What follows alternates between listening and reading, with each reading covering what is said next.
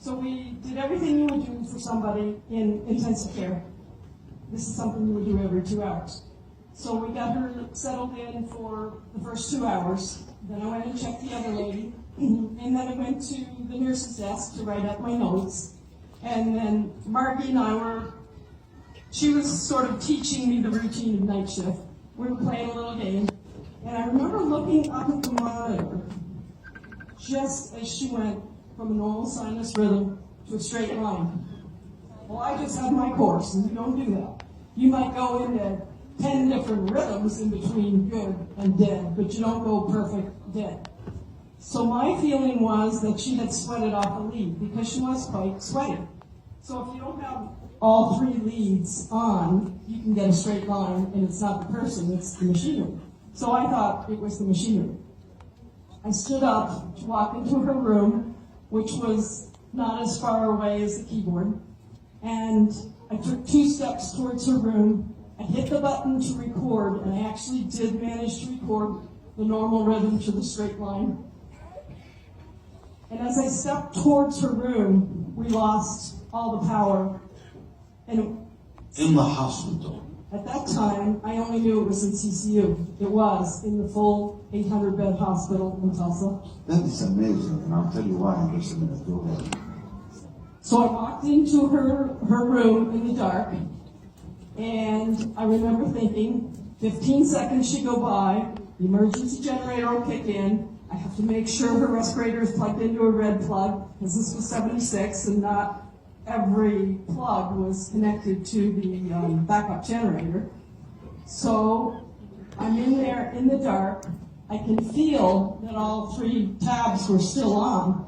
And I thought, wow, maybe this wasn't a mechanical problem.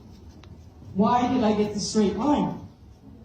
So Margie came in with a stethoscope and a flashlight, and I'm listening to her chest, and the lights flashed on and immediately back off again. Well, that's not supposed to happen. I just had my course. And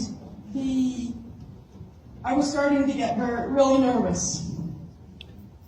I remember thinking, when I listened to her chest and I heard no heartbeat, and I knew I wouldn't hear breath sounds because the respirator wasn't going, I thought, it's a good thing she's a no code. Because if she was a code, I should have called it by now and I should have started CPR. But because the doctor had written no code, if she dies, let her go, that's where we were. So I went to the phone and I picked it up and I called the supervisor. And I said, Kathryn Kuhlman has passed away. And she said, are you in darkness? And I said, yes, we are. And she said, I'm over on like 3 East. So she had to go down 3 flights of stairs, go under a 4-lane road, and come back up to get to the part of the building that I was in. So she said, it'll take me a few minutes to get there. So I hung up the phone and went back in the room. And I was not entirely convinced that she was dead, because I really hadn't seen many dead people at that point in my career. And I was checking her again. I remember I said, Margie, what do you think? You've seen a lot more dead people than I have. And she said, well, now, Joyce, use the nurse. She has to make these decisions. Okay. So while I was listening and feeling and touching her, Now listen to this. the absolute warmest, thickest,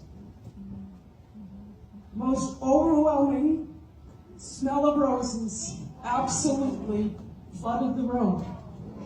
It was so hot and so thick, I had trouble staying in the room and breathing. You nurses couldn't breathe in there.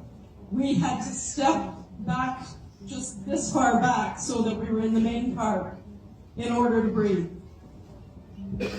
The supervisor arrives. By this time, the lights were back on, respirators going. It didn't matter. She was passive, and I could tell that.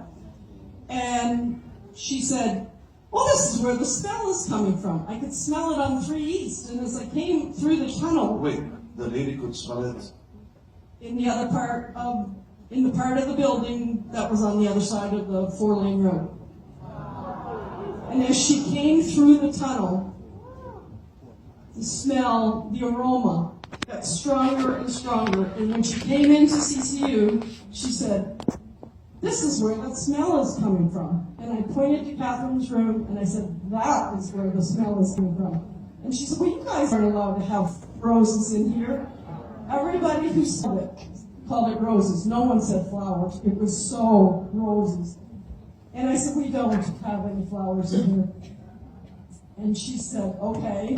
So she goes in and she is checking her heart and her breath sounds, and she says, and she pronounced her dead, which in Oklahoma, a supervisor is allowed to do if the person is in And Oklahoma. that was 1 a.m., something like that, she said. So she says to me, "What was the time of death?"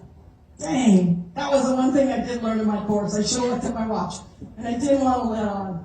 So I did a little quick sneak peek, and it was, I don't remember anymore, but it was like 1:10 or 1:15. So I picked AM.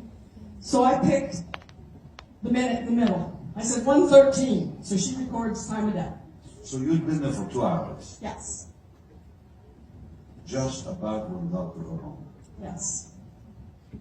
You told me last night that the other nurses told you that she predicted when she would die. When day shift came on in the morning, do you want me to tell the Tink Wilkerson part of it? No. When day shift came on in the morning, they said, "Where's Kathryn Kuhlman?" And I said, "Well, she passed away last night." Well, they were so excited. They had gotten to know her. They loved her. They'd taken her as their own. And they ran to the chart, and they started flipping back through the pages. And here they said she predicted the date and time of her death. Well, not only was the February 20th right, the 1:13 was there.